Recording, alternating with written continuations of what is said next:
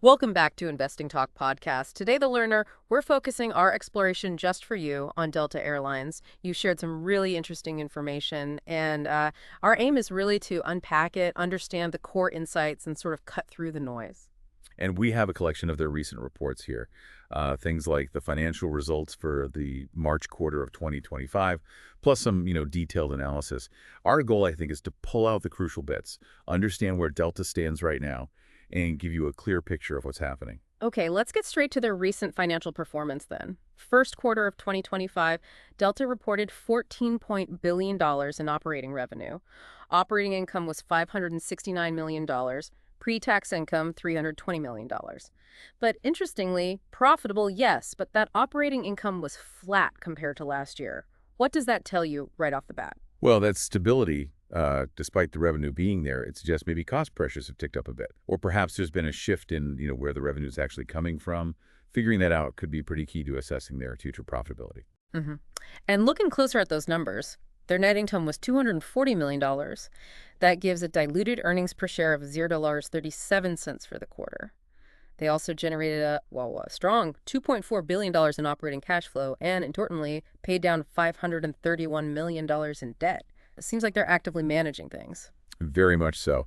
That strong operating cash flow gives them significant flexibility, doesn't it? Right. It lets them invest, manage their debt, maybe return value to shareholders later on. All, positive signs for their financial health. Right. Now, it is worth noting that while Q1 looked like that, Delta seems to be anticipating a stronger second quarter. They're projecting an operating margin between, 11% and 14%, and EPS between $1.70 and $2.30.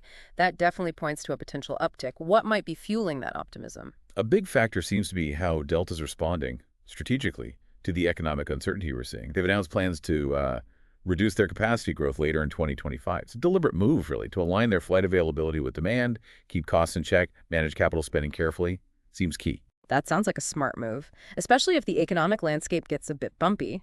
By maybe not pushing too hard on expansion, they're focusing on efficiency, protecting profitability. That's the idea. This kind of controlled approach can help them, maintain pricing power and avoid having too many empty seats, which just pushes fares and margins down. Makes sense. Let's zoom out a little. Look at the broader financial picture. For all of 2024, Delta hit record revenues, over $49 billion, pre-tax income over $5 billion.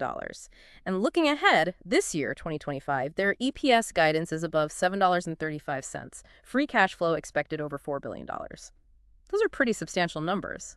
How does this generally stack up against their main competitors, like American or United?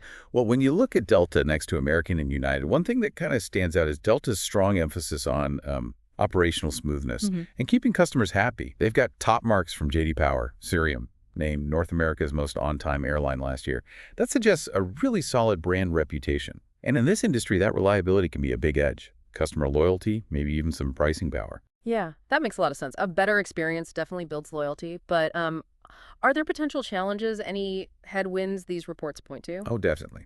It's important to look at the challenges, too. Their operating margins in Q1 were around 4%. Profitable, yes, but relatively thin. Operating margin, just quickly, is the profit from core flight operations before interest and taxes.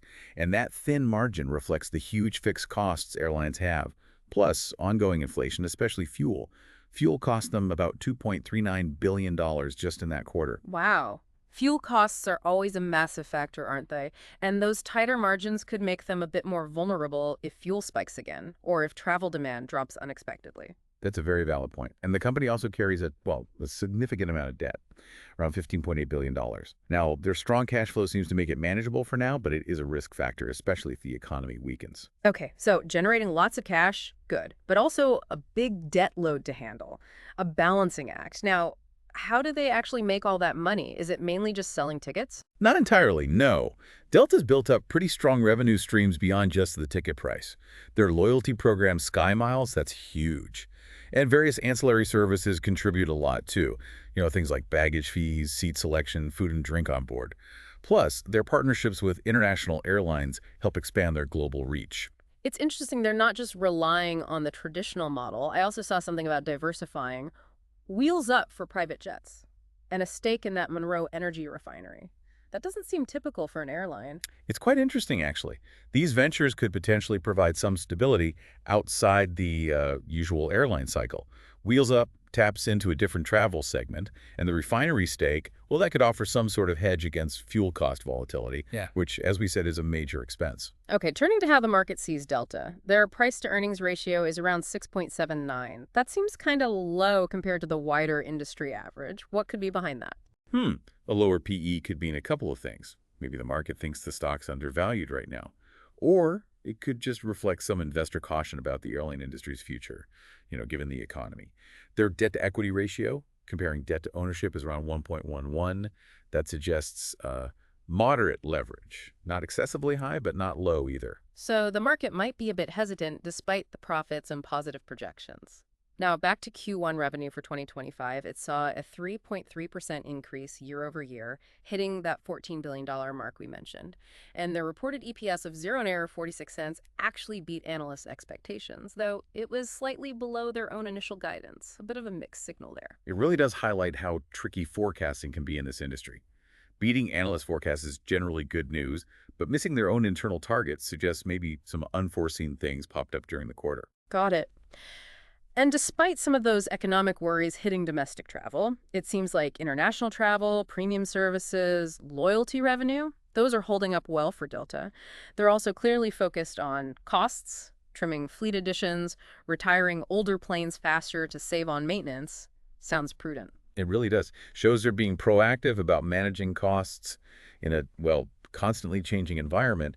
Carefully managing the fleet like that helps optimize operations and control those big expenses. And the CEO's comments seemed confident about staying profitable through these cost controls. Public sentiment seems pretty positive too, with all those awards for operational excellence. But as always with airlines, there are those inherent risks to keep in mind, right? Absolutely. Yeah. You always have to remember the factors that can hit the industry.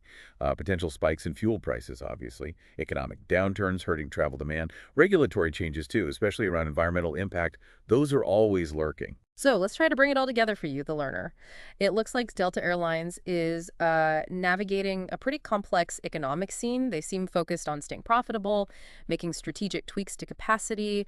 They've got strong fundamentals, good brand, healthy cash flow, but they're definitely facing those industry-wide headwinds like high costs and economic uncertainty.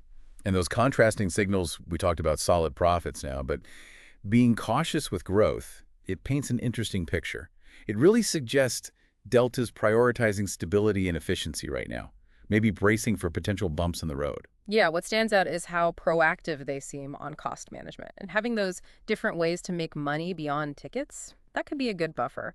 However, like we discussed, that debt level and the relatively thin Q1 margins, those are definitely things worth keeping an eye on going forward. This exploration gives us a pretty solid snapshot of where Delta is today. For the very latest, especially on stock performance and what analysts are thinking right now, checking reputable financial news sources and Delta's own investor relations page is probably the next step. Thank you for bringing these sources to us. We really hope this discussion has given you a clearer, more insightful view of Delta Airlines' recent performance and their outlook. If you found this analysis valuable, please do subscribe, like, and maybe leave a comment to let us know. We're always looking for new topics to explore.